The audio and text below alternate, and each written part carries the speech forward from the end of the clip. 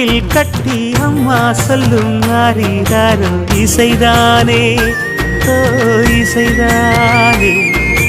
ஆணும் பெண்ணும் கட்டில் கட்டி ஆசமிட்டு கட்டுறதும் இசைதானே ஓ இசைதானே. ஆறு மனம் யாரு இங்க அனைத்தும் அறிந்ததாரு.